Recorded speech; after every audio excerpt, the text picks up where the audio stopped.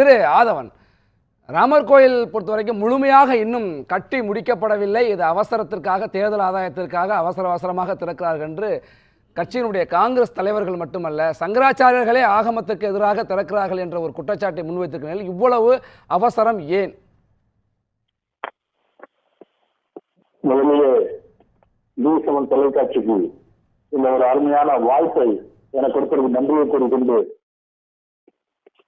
விஷ்ணு பகவான் மனிதனாக அவதரித்து அந்த அயோத்தி மண்ணிலே பல நூற்றாண்டு காலமாக சிக்கலிலே இருந்து வந்த அந்த சிக்கல் தீர்க்கப்பட்டு இன்று ஒரு சுமூகமான முறையிலே இன்று அங்கே அயோத்தியிலே ராமருக்கு ஒரு பிரம்மாண்டமான ஆலயம் எழுப்பப்பட்டு உலக மக்கள் எல்லாம் கோடானு கோடி ராம பக்தர்கள் எல்லாம் எந்த ஒரு அருமையான அந்த வாய்ப்பை இந்த சூழ்நிலையை எதிர்பார்த்திருந்தார்களோ அந்த ஒரு சூழ்நிலை இன்று நமக்கு ஜனவரி 22ஆம் தேதி கிடைக்கப்பட்டிருக்கின்றது. அந்த நாளிலே இந்த கும்பாபிஷேக விழா சிறப்பாக நடைபெற்று உலக மக்களுக்கெல்லாம் ராமபிரான் நமக்கெல்லாம் அருளும் ஆசியும் கொடுத்து உலகத்திலே சுபிட்சத்தை அருள வேண்டும் என்று உலக மக்கள் எல்லாம் நன்மையாக இருக்க வேண்டும் என்று வேண்டிக் கொண்டு நான் பேச துவங்குகின்றேன். அதாவது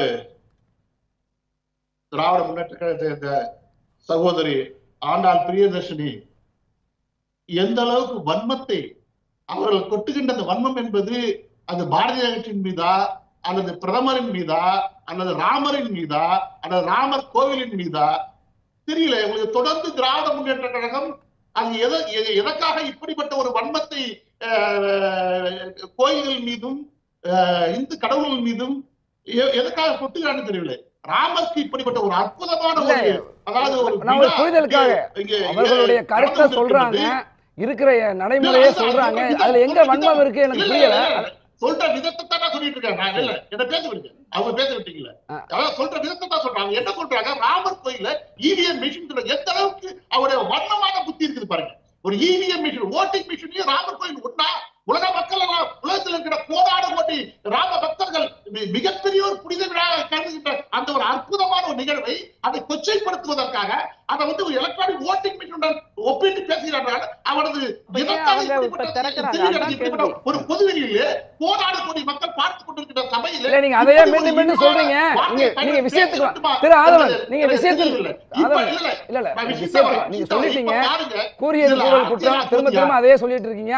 விஷயத்துக்கு யார் என்பது இல்ல, இதை விட வெட்ட வெளிச்சமா தேவையில்லை. ஏன்னா இந்த ராமர் கோயில் நாங்க வந்து கும்பாபிஷேகம் நடத்த வேண்டும் என்று இது வந்து அந்த அறக்கட்டளையால, அது ஒரு அறக்கட்டளை கோயில கட்டல, அரசாங்கம் கட்டல, அறக்கட்டளை கட்டுகின்றது. அந்த அறக்கட்டளை கோயிலுக்கு கும்பாபிஷேகத்தை முடிவு செய்கின்றார்கள். அந்த கோயில் கும்பாபிஷேகம் சிறப்பாக நடைபெற வேண்டும் உலகத்தில் இருக்கின்ற கோடாடு கோடி ராம பக்தர்கள் எல்லாம் விரும்புவது போல பாரதிய கட்சி நாங்களும் விரும்புகின்றோம். அவ்வளவுதான். இதுல வந்து பாரதிய ரோல் என்ன, நாங்க என்ன இதுல அரசியல் செய்யறோம்? இல்ல கும்பாபிஷேகம் நடைபெற்ற பொழுது அந்த கும்பாபிஷேகத்தை எல்லாரையும் அழைக்கிறோம். ஒரு தெளிவுக்காக ஒரு 12 ஆண்டுகளுக்கு ஒரு முறை இல்ல புதிதாக கட்டப்படுகிற ஒரு கோயில் எல்லா பணிகளும் முடிந்து எல்லா பணிகளும் நிறைவு பெற்ற பிறகு பூரண கும்பாபிஷேகம் தானே சொல்றாங்க. பூரண கும்பங்கள்லாம் வைத்து தானே யாகம்லாம் வளர்க்குறாங்க. பணிகள் முழுமை பெறல, நிறைவு பெறல.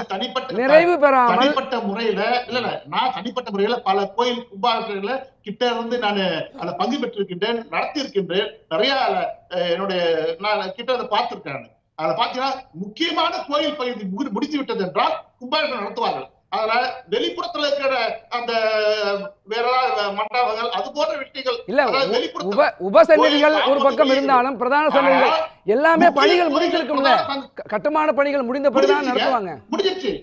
பிரதான கோயில் முக்கியமான பகுதிகள் முடிஞ்சிருச்சு. முடிஞ்சதான் கும்பாபிஷேகம் நடத்துறாங்க. அடுத்தது அதை முடிவு செய்து பாஜகவோ பிரதமர் மோடியோ அமித்ஷாவோ இல்ல நட்டாவோ இல்ல, அது முடிவு செய்து இந்த அறக்கட்டளை அவர்கள் கோயில கட்டுகின்ற அறக்கட்டளை அவர்கள் முடிவு செய்கின்றார்கள். அந்த அறக்கட்டளை செயலாளர் யார் சார்? இப்ப அந்த அறக்கட்டளை இப்ப இருக்க செயலாளர்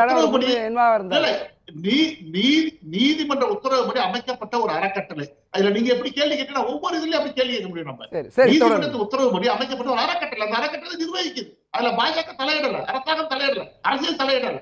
ஆனால் இவர்கள் வந்து என்னன்னா இப்படிப்பட்ட ஒரு அற்புதமான ஒரு நிகழ்வு நடந்து இதன் மூலமாக நாடு முழுக்க இருக்கின்ற இந்துக்கள் மாத்திரமல்ல உலகம் முழுக்க இருக்கின்ற ஏதோ இந்தியாவிலேயோ நாம கிழக்காசிய நாடுகள்லாம் போய் பாருங்க, அங்க இருக்கின்ற இஸ்லாமிய நாடு கூட, இந்தோனேஷியா கூட இஸ்லாமிய நாடுகள் கூட ராமரை வந்து மிகப்பெரிய இதுவா தலையை தூக்கி வைத்து கொண்டாடுகின்றார்கள். அப்படிப்பட்ட அங்கெல்லாம் இருக்கிறதால மிக மகிழ்ந்து போகின்ற இந்த நிகழ்வை பார்த்து இந்த ராமர் கோயில், ராமர் நான் பிறந்த இடத்துல ஒரு கோயில் எழுப்புவது என்பது சாதாரண விஷயம் இல்லை. இப்படி எல்லாரும் மகிழ்ச்சியா இருக்காங்க.